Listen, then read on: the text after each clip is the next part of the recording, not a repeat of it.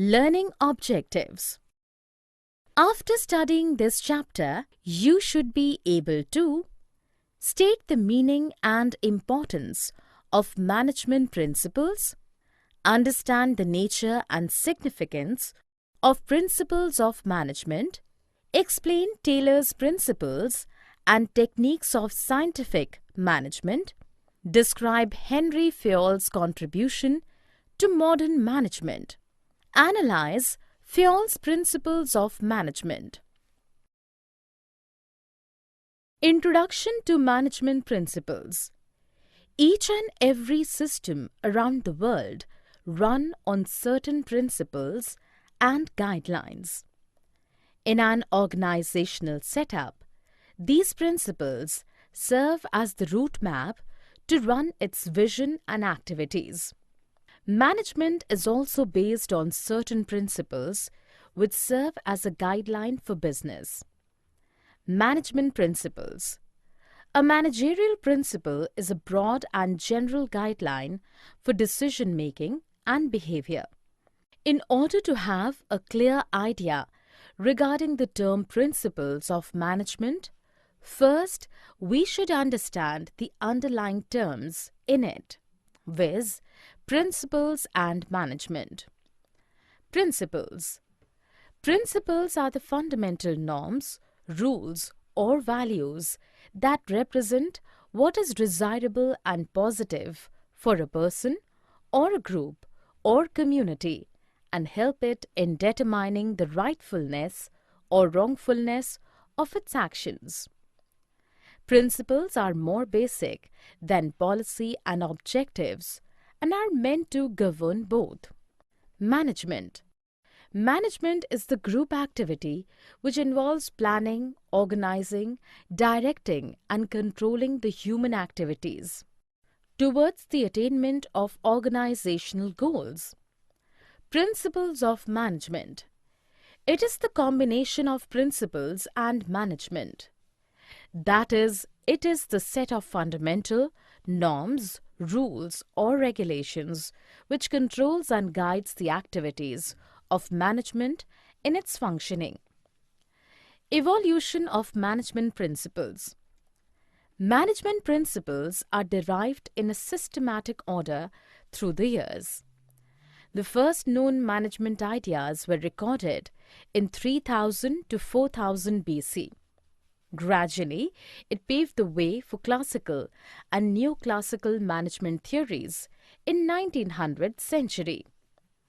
In recent years, management theories has opened new ways for different approaches like management science approach, operation research, and modern management. Nature of principles of management. Principles are general propositions which are applicable when certain conditions are present. The important points that describe the nature of management principles are listed below. Universal applicability. The principles of management are intended to apply to all types of organizations, business as well as non-business, small as well large, public sector as well as private sector, manufacturing as well as the services sector. General guidelines. The principles are guidelines to action but do not provide ready-made, straitjacket solutions to all managerial problems. This is so because real business situations are very complex and dynamic and are a result of many factors. Formed by practice and experimentation. The principles of management are formed by experience and collective wisdom of managers as well as experimentation. This principle finds mention in management theory. On the other hand, in order to remedy the problem of fatigue of workers in the factory, an experiment may be conducted to see the effect of improvement of physical conditions to reduce stress. Flexible. The principles of management are not rigid prescriptions which have to be followed absolutely. They are flexible and can be modified by the manager when the situation so demands. They give the manager enough discretion to do so. Behavioral in nature. Management principles aims at influencing behavior of human beings. Therefore, principles of management are mainly behavioral in nature. Cause and effect relationships. The principles of management are intended to establish relationship between cause and effect. As such, they tell us if a particular principle was applied in a particular situation, what would be its likely effect? Significance of principles of management. Management principles provide useful insights to managerial behavior and influence managerial practices.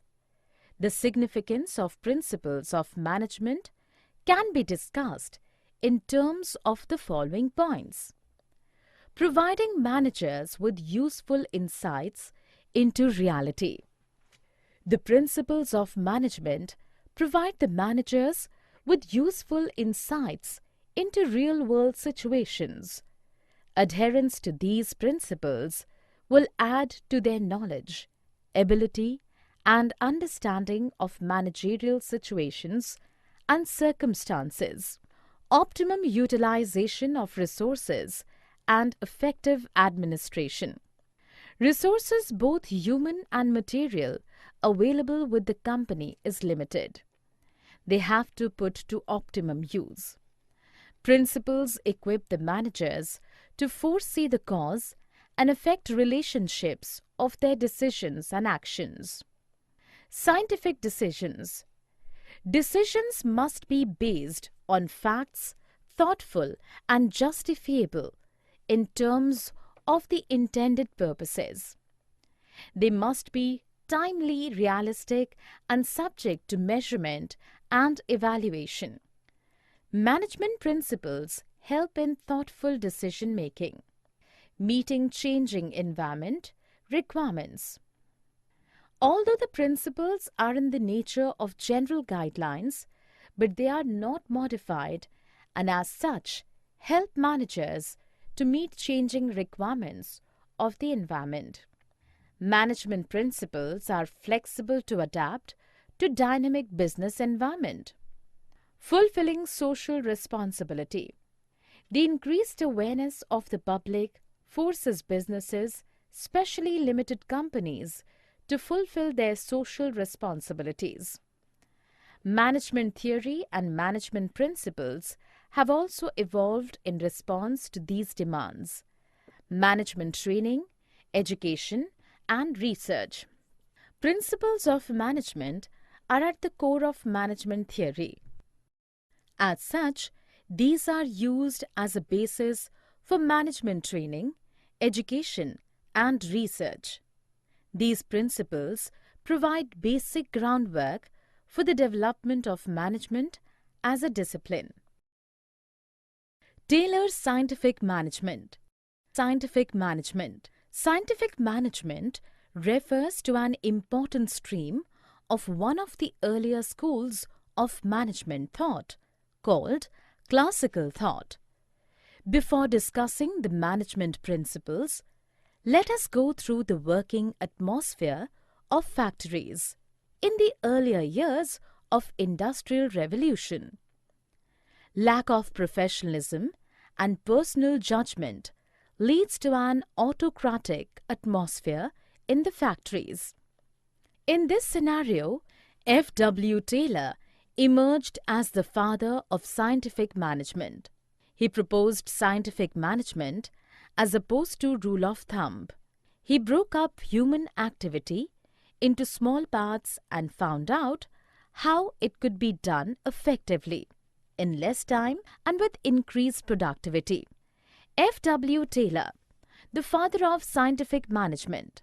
Frederick Winslow Taylor was an American mechanical engineer who sought to improve industrial efficiency. In 1874, he started his career as an apprentice mechanist and later became the president of American Society of Mechanical Engineers.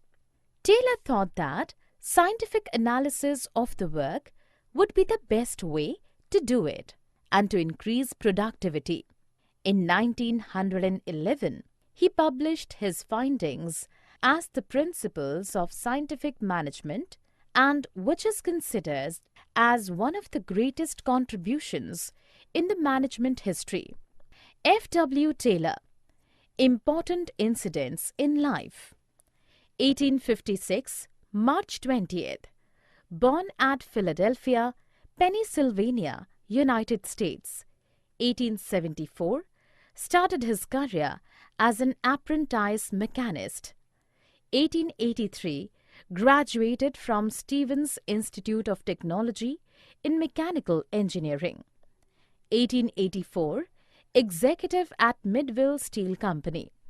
1895, introduction of piece rate system. 1898, joined with Bethlehem Iron Company. 1900, professor at Tuck School of Business. 1902, Elliott Crescent Medal.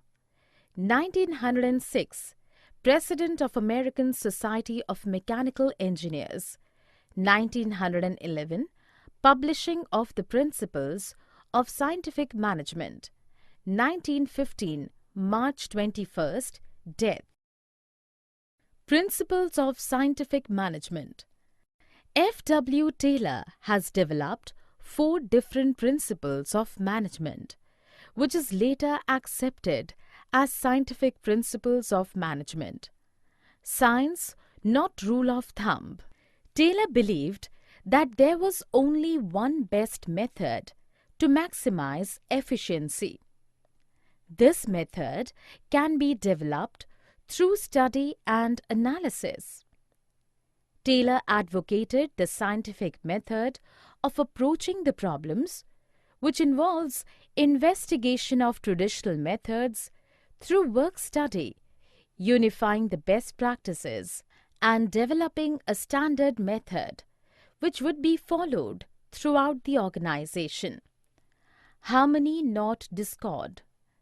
He emphasized that there should be complete harmony between the management and workers. Both should realize that each one is important. To achieve this state, Taylor called for complete mental revolution on the part of both management and workers. Management should share the gains of the company, if any, with the workers. Development of each and every person to his or her greatest efficiency and prosperity. Industrial efficiency depends, to a large extent, on personal competencies. Hence, as per this principle, each worker in the organization should be well trained so as to complete his job effectively. Worker training was essential also to learn the best method developed as consequence of the scientific approach. Cooperation, not individualism. There should be complete cooperation between the labor and the management instead of individualism. This principle is an extension of principle of harmony, not discord. According to him, competition should be replaced with cooperation. Techniques of scientific management. F. W. Taylor suggested the following methods and techniques instead of the rule of thumb for the smooth running of a business enterprise. Later, it will be accepted as the techniques of scientific management. Functional foremanship. In the factory system, the foreman represents the managerial figure with whom the workers are in face-to-face contact on a daily basis. He is the pivot around whom revolves the entire production planning, implementation, and control. Thus, Taylor concentrated on improving the performance of this role in the factory setup. In fact, he identified a list of qualities of a good foreman or supervisor and found that no single person could fit them all. He suggested functional foremanship through 8 persons. Under the factory manager, there is a planning and production in charge, standardization and simplification of work. Standardization refers to the process of setting standards for every business activity. It will be standardized of process, raw material, time, product, machinery, methods, or working conditions. These standards are the benchmarks which must be adhered to during production. Method study. The objective of method study is to find out one best way of doing the job. There are various methods of doing the job. To determine the best way, there are several parameters. Right from procurement of raw materials till the final product is delivered to the customer, every activity is part of method study. Taylor devised the concept of assembly line by using method study. Example, Ford Motor Company used this concept very successfully. Techniques of scientific management. Motion study. Motion study refers to the study of movements like lifting, putting objects, sitting, and changing positions, etc., which are undertaken while doing a typical job. Unnecessary movements are sought to be eliminated so that it takes less time to complete the job efficiently. For example, Taylor and his associate, Frank Gilbert, were able to reduce motions in bricklaying from 18 to just 5.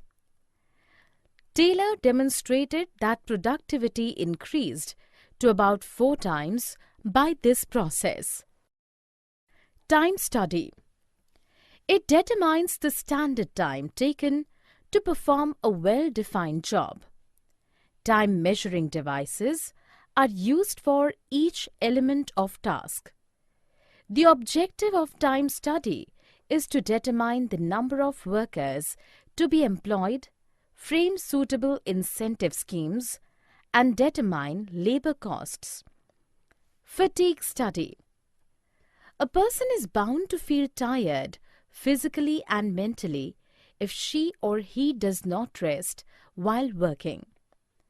The rest intervals will help one to regain stamina and work again with the same capacity. This will result in increased productivity. Fatigue study seeks to determine the amount and frequency of rest intervals in completing a task. Differential piece of wedge system. Under this system, the workers can then be classified as efficient or inefficient on the basis of set standards. Most efficient workers will be rewarded more, so he introduced different rate of wage payment for those who performed above standard and for those who performed below standard. Henri Fayol, father of general management. Henri Fayol was a French mining engineer, mining executive, author, and director of mines who developed general theory of business administration that is often called Fayolism.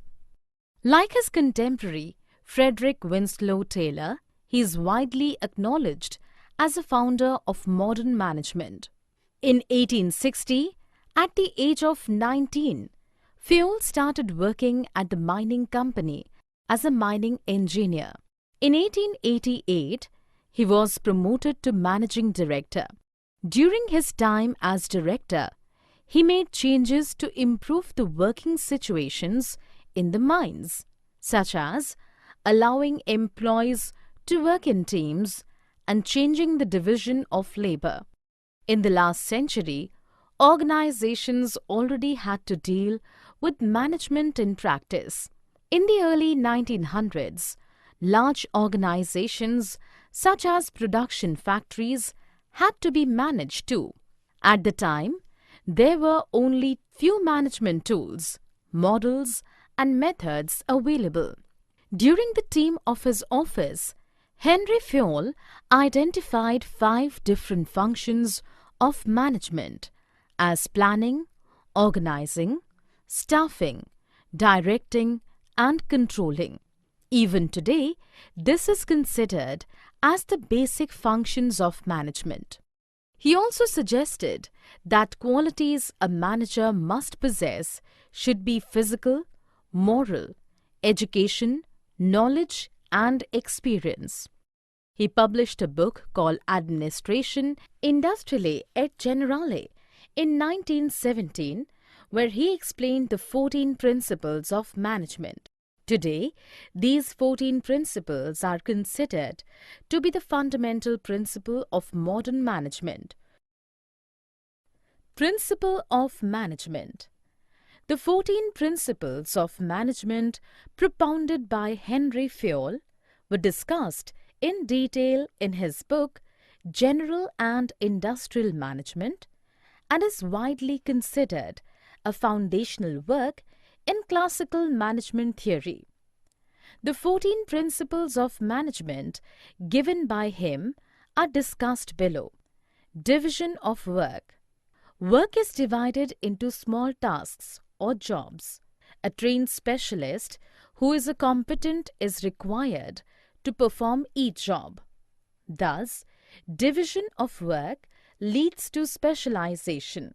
According to Fayol, the intent of division of work is to produce more and better work for the same effort, authority and responsibility. According to Fayol, authority is the right to give orders and obtain obedience, and responsibility is the corollary of authority. Managers require authority commensurate with their responsibility. There should be a balance between authority and responsibility. Discipline. Discipline is the obedience to organizational rules and employment, agreement which are necessary for the working of the organization. According to Fayol, discipline requires good superiors at all levels, clear and fair agreements, and judicious application of penalties. Here, discipline, when applied, would mean that the workers and management both honor their commitments without any prejudice towards one another. Unity of command. According to Fayol, there should be one and only one boss for every individual employee. If an employee gets orders from 2 superiors at the same time, the principle of unity of command is violated. The principle of unity of command states that each participant in a formal organization should receive orders from and be responsible to only one superior. Principle of management. Unity of direction. All the units of an organization should be moving towards the same objectives through coordinated and focused efforts. Each group of activities having the same objective must have one head and one plan. This ensures unity of action and coordination. Subordination of individual interest to general interest. The interests of an organization should take priority over the interests of any one individual employee, according to Fayol. Every worker has some individual interest for working in a company. The company has got its own objectives. In all the situations, the interests of the group or company will supersede the interest of any one individual. Remuneration of employees. The overall pay and compensation should be fair to both employees and the organization. The employees should be paid fair wages, which should give them at least a reasonable standard of living. At the same time, it should be within the paying capacity of the company. Centralization and decentralization. The concentration of decision-making authority is called centralization, whereas its dispersal among more than one person is known as decentralization.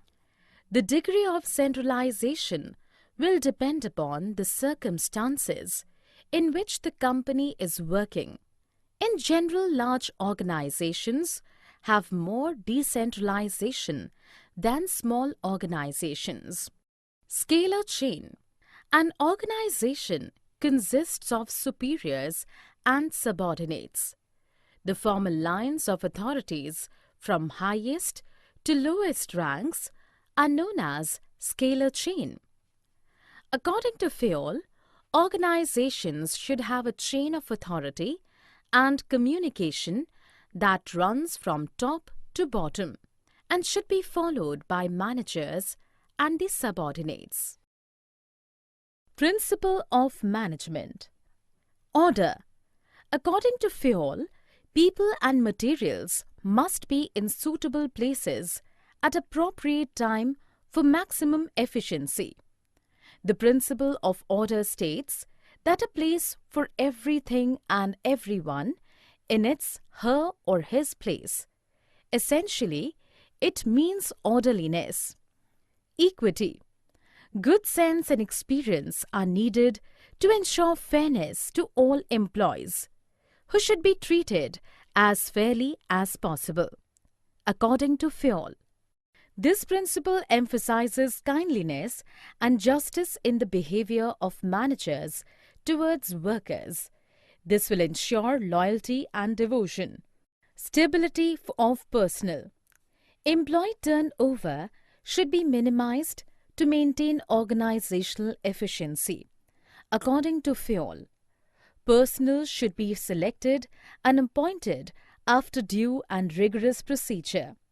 But once selected, they should be kept at their post or position for a minimum fixed tenure. Initiative. Workers should be encouraged to develop and carry out their plans for improvements. Initiative means taking the first step with self-motivation. It is thinking out and executing the plan. It is one of the traits of an intelligent person. Initiative should be encouraged. Esprit de corps. Management should promote a team spirit of unity and harmony among employees. Management should promote teamwork, especially in large organizations, because otherwise objectives would be difficult to realize. It will also result in a loss of coordination. A manager should replace I with we in all his conversations with workers to foster team spirit.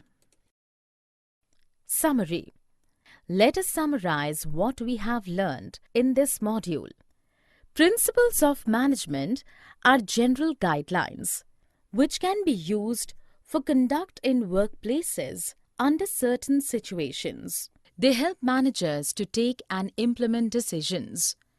The nature of management principles can be discussed under the heads formed by practice, general guidelines, universal, flexible, behavioral, contingent, and cause and effect relationship. Proper understanding of significance of management principles is essential to make sound decisions by managers. The significance can be discussed under the following heads: increase in efficiency, optimum utilization of resources, scientific decision making, adaptation to changing environment, fulfilling social responsibilities, proper research and development, training managers, and effective administration. Taylor's principles of scientific management are: science, not the rule of thumb; harmony, not discord; cooperation, not individualism; maximum, not restricted output; development of each person to her or his greatest efficiency and prosperity. The techniques of scientific management, as per Taylor, were functional foremanship, standardization and simplification of work, fatigue study, time study, motion study, and differential weight system.